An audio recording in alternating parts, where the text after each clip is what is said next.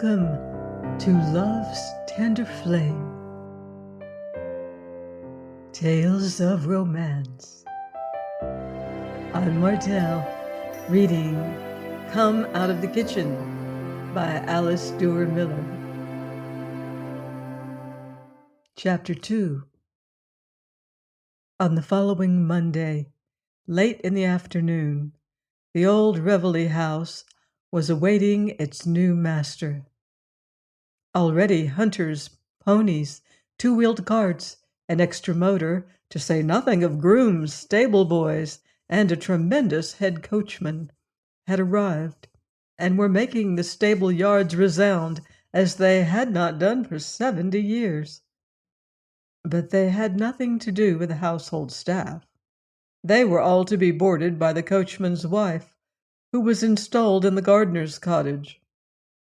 The house, with its tall, pillared portico and flat-roofed wings, lost its shabby air as the afternoon light grew dimmer, and by 6 o'clock, when Crane's motor drew up before the door, it presented nothing but a dignified and spacious mass to his admiring eyes. No one but Tucker was with him. He had had some difficulty in avoiding the pressing desire of the two Falkener ladies to be with him at the start and help him, as they put it, get everything in order. He had displayed, however, a firmness that they had not expected. He had been more embarrassed than he cared to remember by Mrs. Falkener's assistance in the real estate office, and he decided to begin his new housekeeping without her advice. He would indeed have dispensed with the companionship even of Tucker for a day or two, but that would have been impossible without a direct refusal, and Burton was unwilling to hurt the feelings of so true and loyal a friend, not only of his own, but of his father before him. The dignified butler and the irrepressible boy, Brindlebury, ran down the steps to meet them, and certainly they had no reason to complain of their treatment. Bags were carried up and unstrapped, baths drawn, clothes laid out with the most praiseworthy promptness. Tucker had advocated a preliminary tour of inspection. "It is most important," he murmured to Crane, "to give these people the idea from the start that you cannot be deceived or imposed upon." But Crane refused even to consider such questions until he had had a bath and dinner. The plan of the old house was very simple. On the right of the front door was the drawing room, on the left a small library, and a room which had evidently been used as an office. The stairs went up in the center, shallow and broad, winding about a square well. The dining room ran across the back of the house. When Tucker came down dressed for dinner, he found Crane was ahead of him. He was standing in the drawing room, bending so intently over something on a table that Tucker, who was not entirely without curiosity, came and bent over it too, and even the butler, who had come to announce dinner, craned his neck in that direction.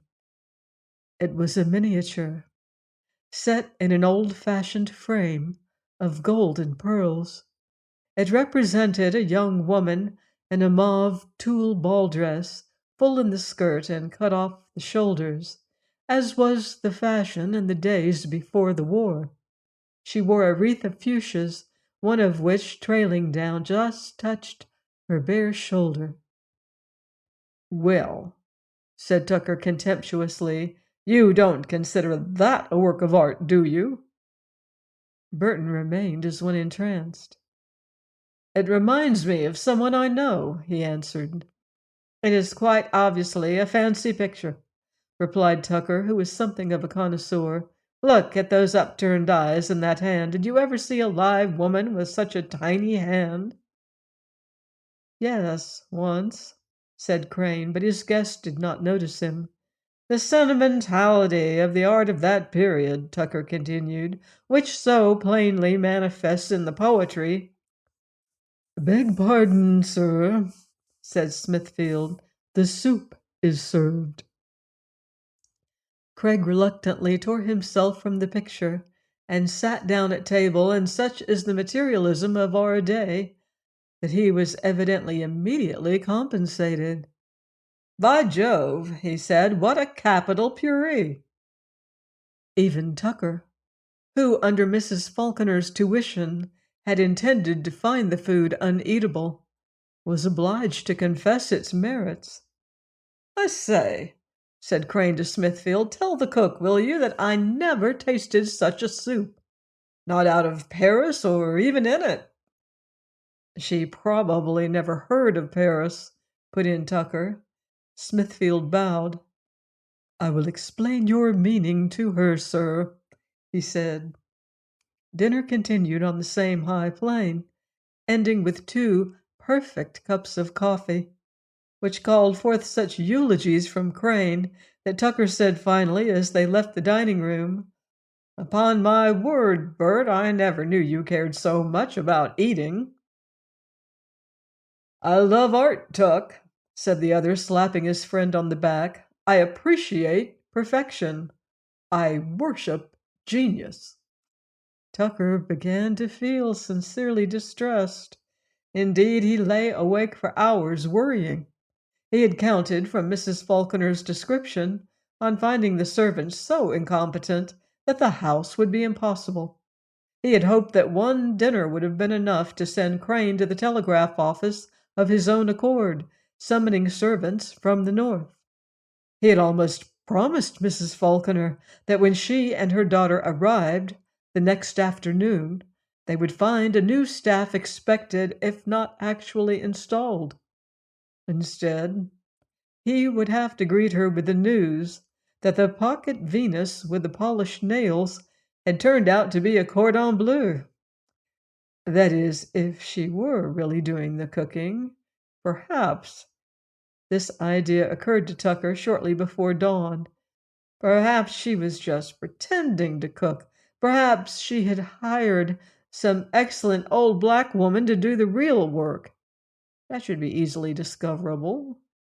He determined to learn the truth, and on this resolution fell asleep. The consequence was that he came down to breakfast rather cross, and wouldn't even answer Crane, who was in the most genial temper, when he commented favorably on the omelette. In fact, he let it appear that this constant preoccupation with material details was distasteful to him. Crane, as he rose from the table, turned to Smithfield. "Will you tell the cook I'd like to see her?" he said. "I'm expecting some ladies to stay this afternoon, and I want to make things comfortable for them. Be off, Tuck, there's a good fellow, if this sort of thing bores you." But wild horses would not at that moment have dragged Tucker away, and he observed that he supposed there was no objection to his finishing his breakfast where he was. Smithfield coughed.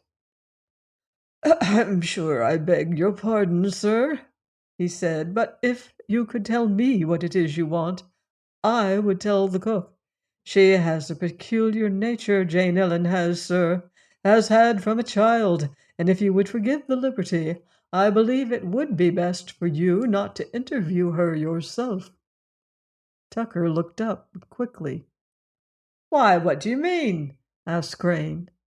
"She is very timid, sir, very easily affected by criticism." "Good heavens, I don't want to criticize her," cried Crane. "I only want to tell her how highly I think of her."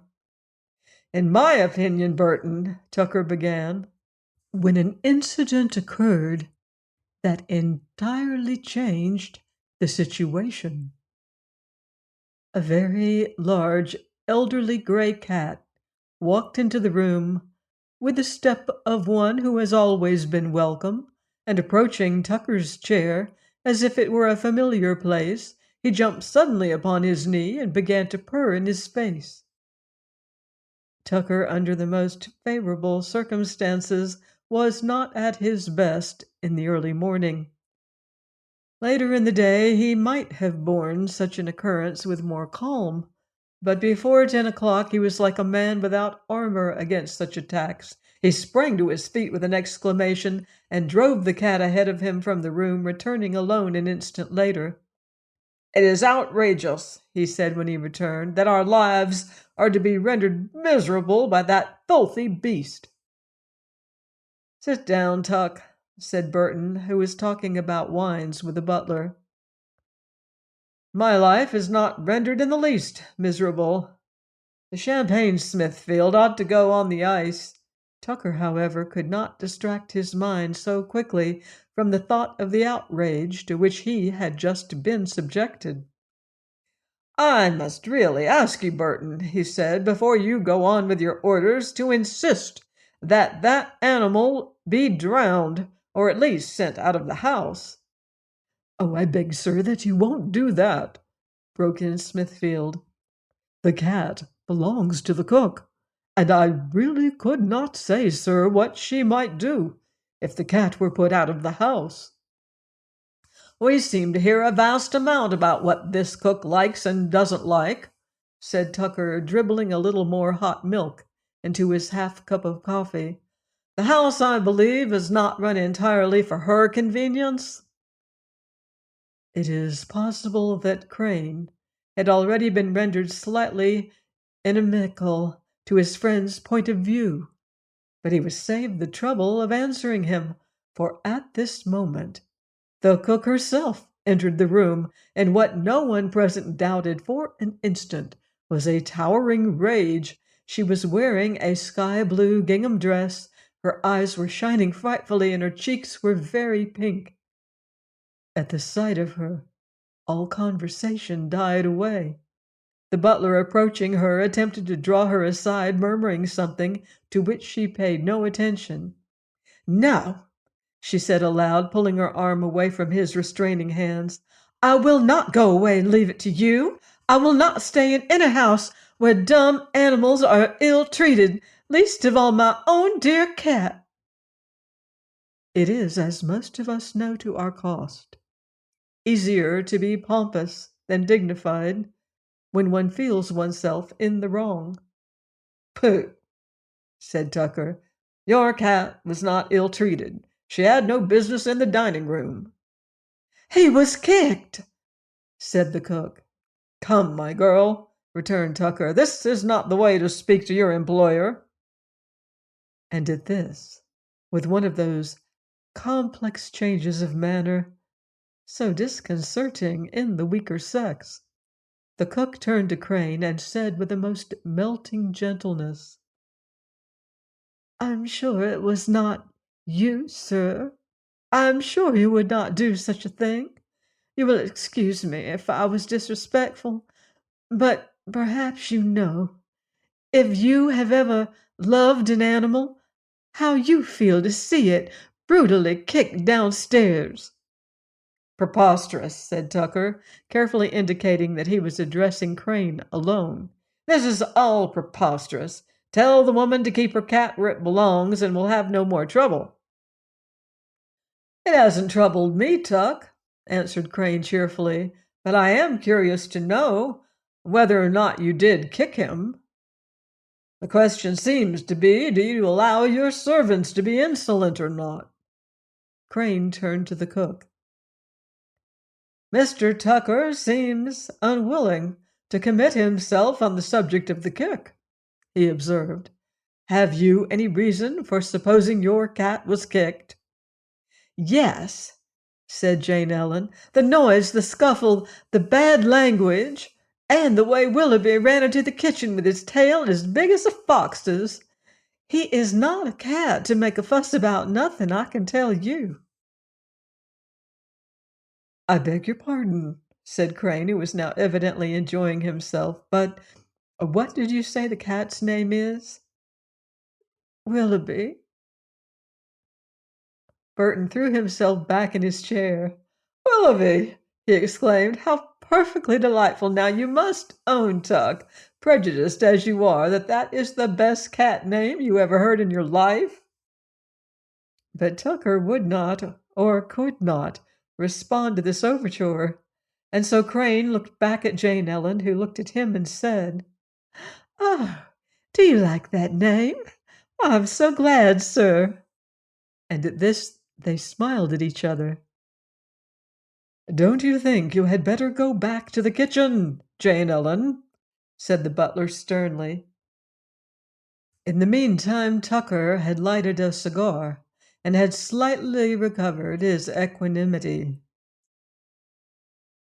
As a matter of fact, he now said in a deep, growling voice, I did not kick the creature at all.